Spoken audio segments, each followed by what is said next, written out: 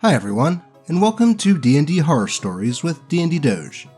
In today's video, we have a story about how a role-played romance bleeds out from a game of Dungeons & Dragons. A story about a sexist player that doesn't like the fact that his dungeon master is a woman, and much more. So without further ado, let's get right into some DnD horror stories. Relationships in and out of character. How much is too far? By Reddit user Deli Dandy.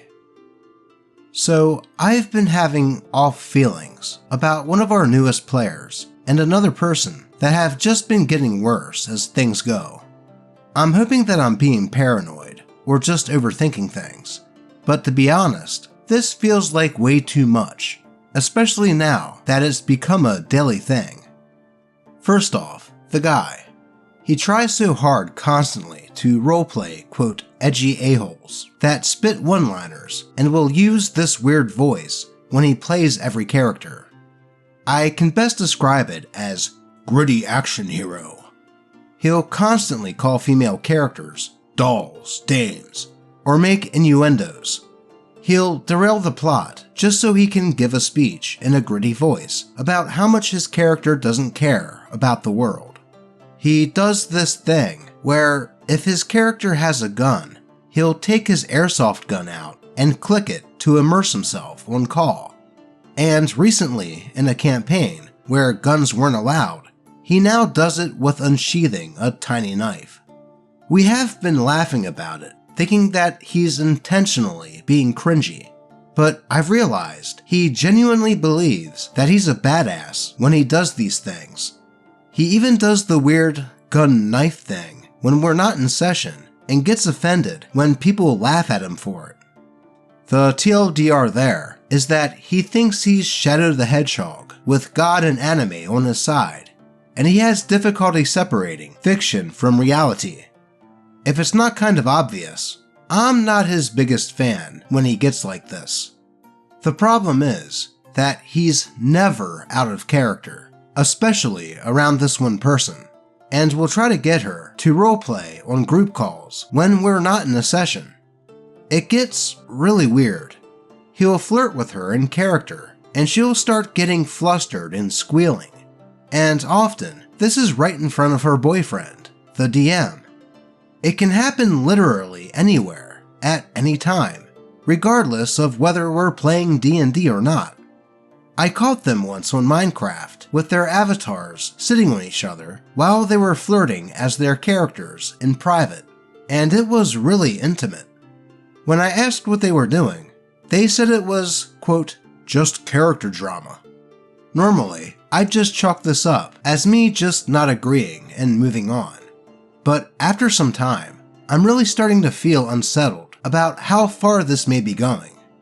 He used to direct message me about shipping ideas early on when we all met, and I remember how I had to keep redirecting him to stop trying to text RP sexual situations mid-conversation, and eventually I stopped talking about characters altogether because he constantly wanted them to date or bang. Clearly, he and the DM's girlfriend are now doing the same thing, except this time he found someone who's into it. I know how weird he gets in private, and I know it's happening between them almost daily. Now, it's gotten to where his characters and hers are either canonically married, were exes, are having sex, or all of the above. I have no issue with them having characters who are together if it stays in session, but it's gotten to the point where they really only communicate and call as characters who are down and bad for each other. Conversations that they have on a regular call with friends will bleed over into the next session where they'll declare their dying love for each other or imply that they recently had sex out of nowhere. I've tried to communicate that this is getting uncomfortable, but everyone else passes it off as silly antics, and I end up having to bail out of multiple calls with my friends because this guy brought over to the table a year ago can't stop role-playing and getting intimate with another player in character. It's left me wondering if I'm just really the one in the wrong and should just get over it. The TLDR overall is that two people who have trouble separating fiction from reality are constantly DTF in character and take it outside of session. And it feels really weird, but I seem to be the only one who feels that way. Am I overthinking things, or does this feel really inappropriate? Edit. When I say in call, I mean in situations where we aren't even playing the game and are just hanging out in a mixed friend group across different servers where we have mutual friends. We could be in the middle of watching a movie or playing video games, and they'll start going at it. Edit 2. Was asked about their ages to add context.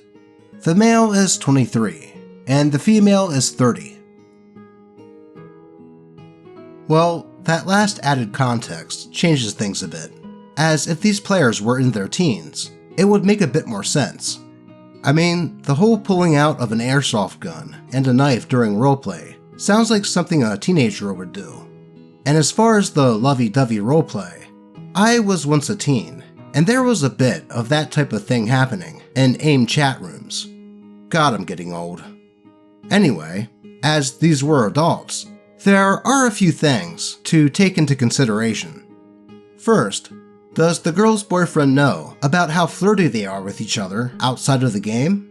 If not, then I personally feel that he shouldn't be left in the dark about that. I mean, having characters together in a game of D&D is perfectly fine, and it doesn't seem to bother the DM when they are playing the game. But as it sounds, they do it all the time, even when not in game. So my suggestion would be just to talk to the DM about it, see if it bothers him, and go from there. If he doesn't seem fazed by it, then I would just let it go. But if it still bothers OP when they do it outside of the game, then just say that it's distracting when all of you are just hanging out, and ask if they can calm it down a bit. Though, what suggestions would you guys give OP here? Let's move on to the next post. Player has a problem with women. I'm his female dungeon master. By Reddit user, Available Regret 304.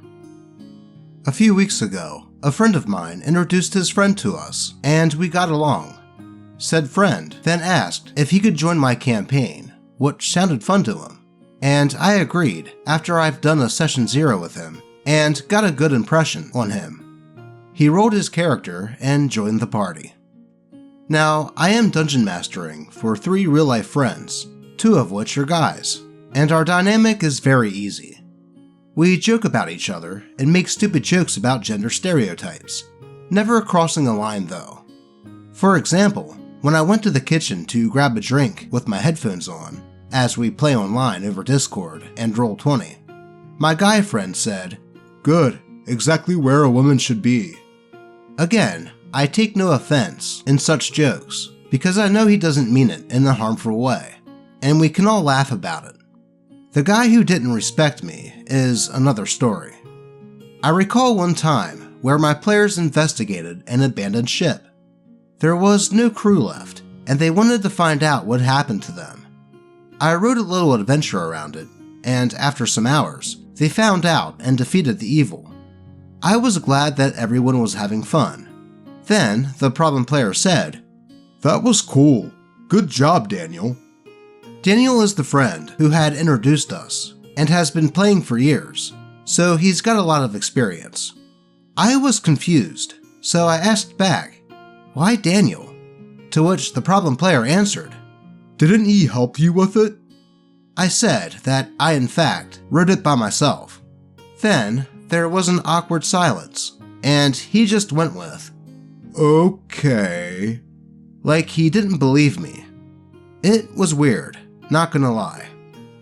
There have been some minor things that have happened, too, which just got me the feeling that he either doesn't like my style of DMing, my campaign, or me overall. For example, he made snarky comments about every female character I introduced, them either being too annoying, too cliche, too babbly, or too childish. One comment stuck with me in which he said, "I don't know. Why are you doing this? Women don't act like that." Big news. I'm a woman. I know how a woman acts and feels. He then just went with a snarky, "Yeah, whatever. Maybe you're just not woman enough." Again, I rubbed it off as a poorly made joke, since it's common in our friend group to joke about such things. But I realized that he started to make meaner comments. My voice was too high and screechy all of a sudden. My missions were boring. My DMing style was not enjoyable. I talked to him about it, but he just said that he was sorry, and that he was going through a hard time. I told him that I understand if he was in a difficult place, but not to let his frustration out on me since. But then, after another mission, I had had enough, and I realized that he was not just not having fun, but that he had a problem with women overall. The players needed a way to cross the ocean, and they hired a captain, a female captain. I heard problem player sigh, but focused on them negotiating the price for the ride. A short time later, they were on the ship, and the captain asked them about their backstories a bit. Problem player answered, "I don't want to talk about it with some wretch." I was surprised, since the captain hasn't done anything yet besides taking them on her ship. Me, as the captain, "I will not tolerate someone disrespecting me on my ship. You better watch your words." Him, "Yeah, whatever, dude." Me, "Your eyesight might not be working fine, but I am no man, son." Somehow, that triggered him to where he wanted to duel her for his honor or something. I asked him out of game if he was sure, since she was several levels higher than him, but he insisted, so they fought. He lost, of course, and when I tell you he was freaking out, he wasn't just disappointed that he lost. He was straight up angry. We asked him to calm down, since it wasn't the end of the world, and I told him to leave the call for a while to let some steam off, since it was very uncomfortable for us to hear him rant, to which he said, "Stop telling me what to do. No woman tells me what to do." And that was it. I realized that he just has a deeply rooted problem with women, fictional or not, and that all the snark he threw towards me was because of this. He left the call, and our friend Daniel said that he would talk to him, but I didn't want the guy back in my campaign, for my sake and our other female friend's sake, to which everyone agreed. I don't know what happened after. Daniel hasn't mentioned him again. Maybe he ended the friendship. I don't know. I just hope that guy gets help. Dang, talk about going from 0 to 60 in a short time.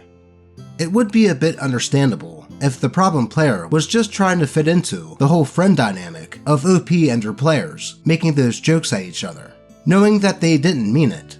But even then, you would think that a new person in the friend group would wait a bit to try to contribute those types of jokes, though that is just me. But the problem player's issues became pretty apparent when he straight up started telling OP that she wasn't a good DM, all the way to the point of straight up saying, "No woman will tell me what to do."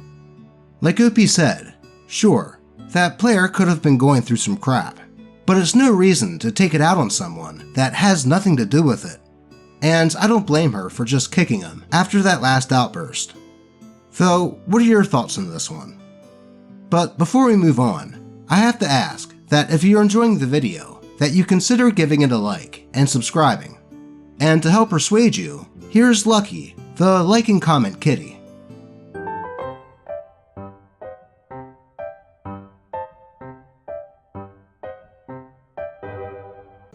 Cats always get likes, right?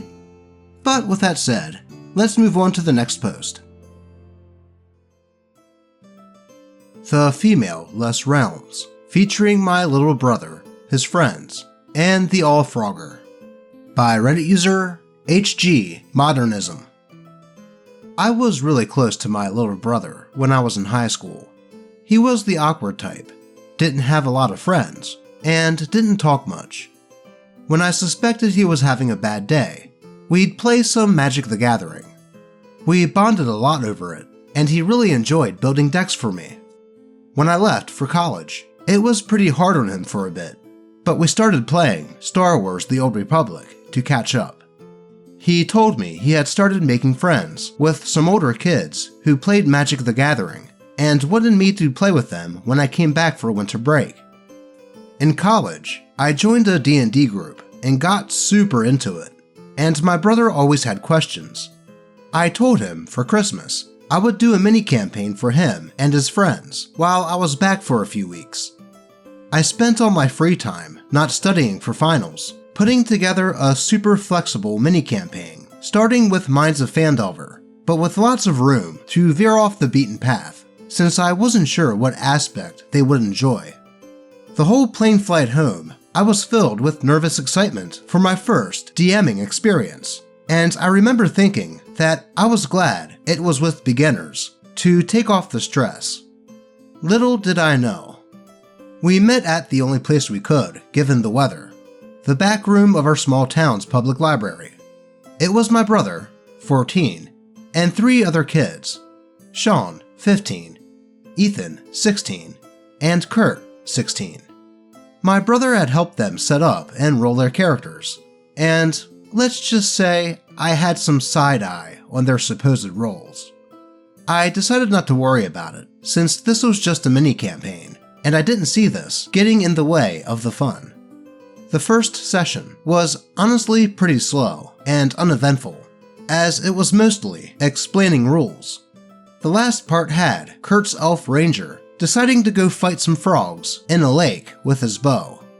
He wanted to roll initiative, and I told him he could probably just shoot them, as they were just frogs. They all got into it and purged the entire lake of wildlife. I was confused, but also glad that they seemed to be having fun, if not entirely getting the point of D&D. They made a giant frog effigy of all the smaller frogs and paraded it into town, and that's where the session ended. I spent a lot of time that evening trying to figure out how to work the frogs they seemed to be really enjoying into the main campaign. I had this idea that a local druid who cared for the area would confront them and lead them to meet the quote, All-Frogger, a giant mythical frog who would challenge them to a fight for their frog-kind misdeeds. This was way off my prepared material, but I knew from the outset that these kids would probably be a bit atypical, and just wanted to make sure they had fun. The second session started, and they were all super excited. They had snuck snacks and Red Bull into the library back room and offered them to me as an awkward thank you, and I found that pretty sweet, to be honest. I had them pick up back in town and told them they were being approached by a druid who gravely asked them what they had done to all these frogs and why they created the effigy. They asked me what the ranger looked like, and I think I said something like a serious middle-aged woman with a green cloak and a staff. Sean yelled, "I touch her." What? I said. "I rolled to touch her." And then he whispered, "Boobs." And the other 2 started laughing. My brother's face turned white as a sheet, and he looked like he wanted to be anywhere else. I kind of panicked because this was not what I was prepared to deal with. So I said, "Okay, you reach out to touch her, and she turns dramatically into the All-Frogger. This was just a disguise. Roll initiative." Then they had their first real combat, and seemed to have completely forgotten about the ranger. At first, I wanted to quit, because I felt way out of my depth, but I really wanted my brother to have a good time, so I made a decision. That ranger was the first and last woman they would meet for the rest of the campaign. Every other NPC after that was mysteriously always male, but they never seemed to catch on, and never questioned it. So it worked out well. My brother had a great Christmas present. I got to DM one of the weirdest campaigns possibly ever, and all hail the All-Frogger, savior of the campaign. Well, good on OP for wanting to run a game for his little brother, who seemed really interested in D&D. Sure, OP hit a speed bump there with the encounter with the woman NPC, but honestly, that level of maturity from pubescent teen boys is kind of to be expected. Though OP did good by thinking on his feet with that encounter, and had mind to make sure there were no more female NPCs, because you just know that that type of thing would happen again. Though my only critique is that OP should have had the NPC do something to deal some damage to that player's character first, if anything, as a learning experience. But other than that, I would say OP handled things pretty well. I realize that this isn't as bad as some of the stories I read on the channel, but I figured we could all use a little levity here and there. But with that said, let's bring that mood right back down with this next post. The Dungeon Master's Favorite Player by Reddit user Legion Stone.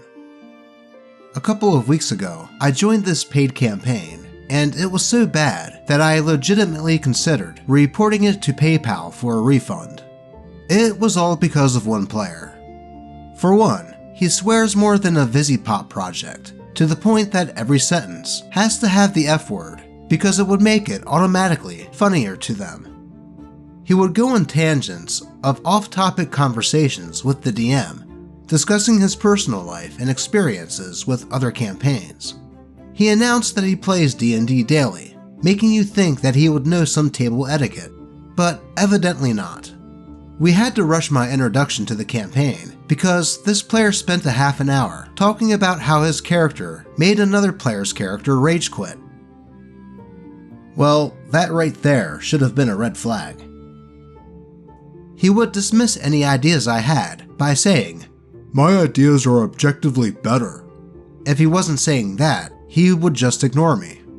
He would snore during other players' turns while, quote, sleep talking to get the other players to heal him after he got knocked out, even when the players were explaining their actions during combat.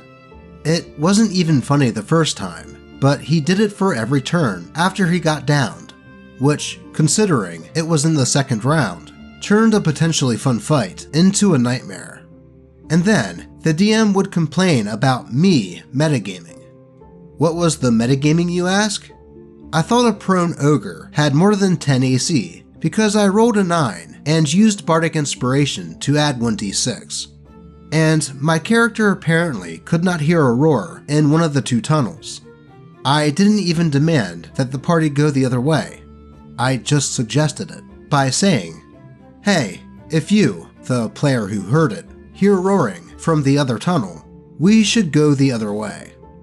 The DM stopped right there and said to me, "Stop metagaming, you didn't hear anything from the other tunnel."